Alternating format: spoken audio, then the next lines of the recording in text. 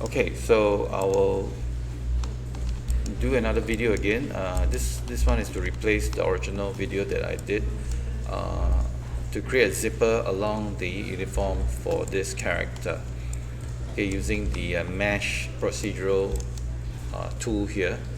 So what we're going to start off with first is to create a curve that is lining up against the suit here, the jumpsuit here.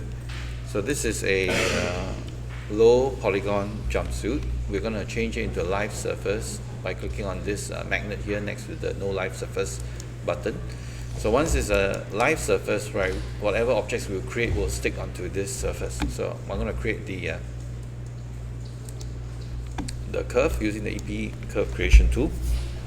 We'll start off by clicking right on this surface here and making sure that the curve, the X appears on the surface.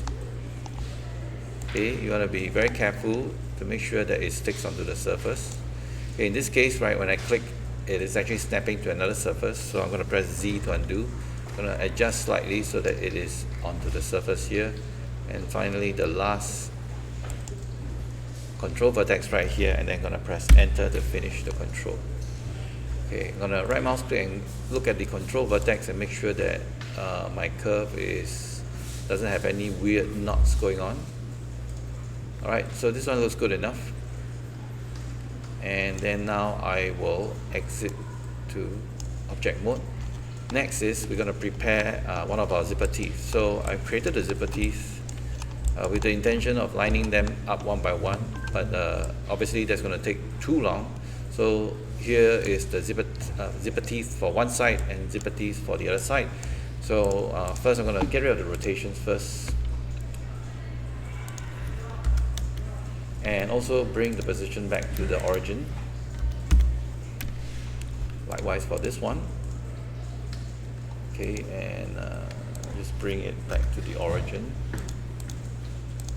and the rotation, zero them out. So we can shift select all and press 0, and they should be sitting on top of each other. Yeah.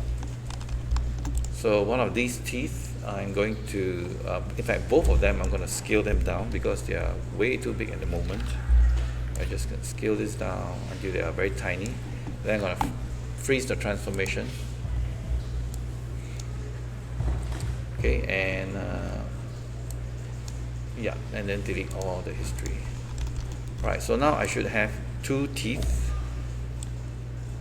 Okay, I'm going to start with this teeth, and I'm going to reset its pivot point a little bit. So I'm going to press D and move it slightly back a little bit. Okay, actually my jumpsuit is surface is still on. That's why the center point just jumped over there. So let me deactivate this and let's try that again. So I'm going to go to object mode. I'm going to reset my pivot position. Okay, and then press D. Okay, make sure that your manipulator is this circular shape, and then I'm just going to go to the right view. Then just make sure that the pivot point is exactly where I wanted it. Yeah, I want it to be right here. Yes. Okay, so now I'm ready to create the, okay, let me press D one more time to get out of the pivot adjustment. Okay, so right now I'm ready to create the teeth that runs across this this line here. So let me just rename this teeth properly. I'll call it ZipperTeeth 01, and then the other one ZipperTeeth 02. Okay, so to start off, first we must select the teeth itself, the teeth that we want to put up here, and we go over to the tab that says MASH, mesh. Okay, and we want to create a mesh network. So once you create a mesh network by clicking on it, you go over to the attribute editor, and you'll notice there's many different nodes available. We're going to add a curve node. So while the teeth is selected, you just click on the curve node, and then another window will pop up then just click on the text that says add nerve node, add curve node, and then you see a new set of windows will appear. Now from your outliner, middle mouse click, now don't click anything else, go over to the outliner, middle mouse click over the curve, and then drag it over here. So if you accidentally left click something else, you just select the teeth again, then go over to your mesh curve attribute, then middle mouse click the curve and drag it until it reaches here. Alright, so you'll notice right now the teeth, I don't know whether you can see here, you can see the teeth is now repeating in one whole row here. We want it to start to form from here all the way down. So we have to first go over to distribute, mesh 1 distribute, and we're going to change the distribution type to initial state. And you can see the whole bunch of teeth, right, starts to form along the curve here. Okay, next we want to increase the number of teeth. So I'm going to use this slider and then maybe create 50 for now. We can change the numbers later on. And right now you can see that the teeth are kind of small. We want to bring in an object, right, that can change the scale of this teeth. So I'm going to create a locator. A locator is a object, right, that doesn't have any scale in it. So we have a locator over here. So we want to click on our teeth object again, so which is this one, so click on it, then go over to the mesh distribute, then middle mouse click and drag the locator into the initial transform, and we can select our locator, left mouse click is locator, and then you can actually change the scale. Right, so by changing the scale of the locator, you will change the scale of teeth, and now you can see the teeth has become slightly bigger. But now we need to spread the teeth evenly so that it goes onto the edge here. So select the teeth, go over to mesh curve, mesh 1 curve, and then increase this slide for step, and you can see that it's now distributing more. You can also increase the numbers until it repeats, until it's spread out all over the curve itself. Okay, but we have a problem right now. Our teeth is too small. We want to scale it up until it fills up the gap. So that's where the locator comes in. So select the locator. You can go over to the channel box, then go over to the locator scale. We can highlight all 3 of the scale here, shift select all of them, middle mouse click in the empty area here, and then we can increase the size of the scale.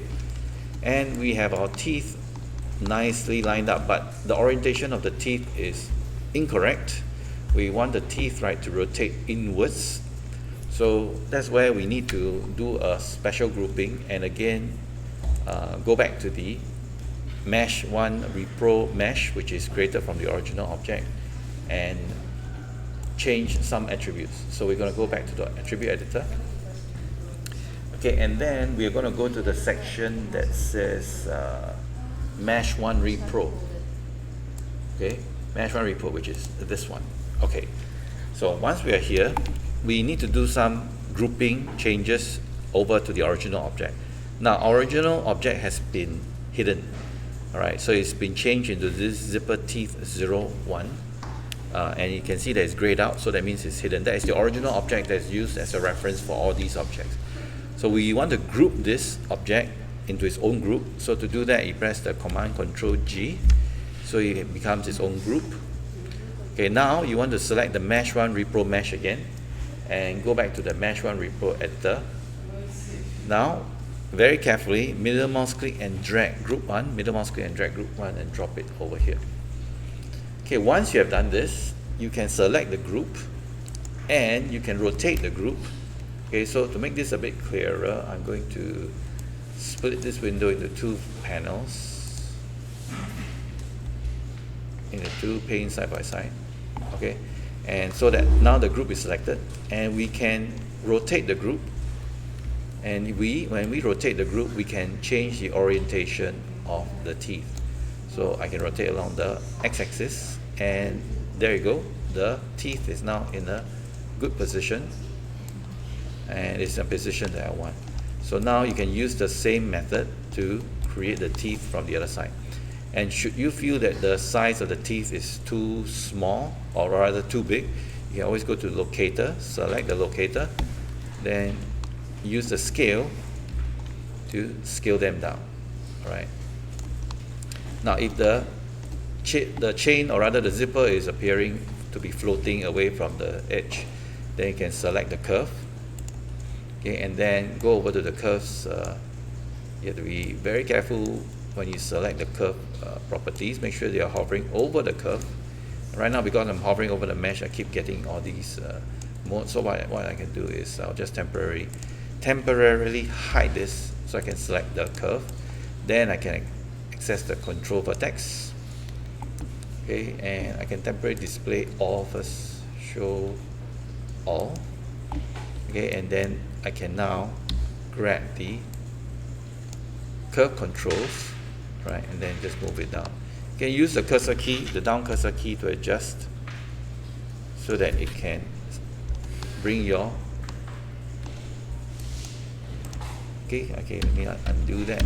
Sometimes if you accidentally deselect, you can press Z to undo, and I'm just using this, right, to readjust and bringing the zipper closer to the edge here. Alright, so again, to rotate, just select the group, and we can rotate and adjust the zipper orientation. Okay. Alright, so that's how you create your zipper for the character. And I believe if you delete all the deformer history, everything will become permanent. Alright, so I will stop the video now.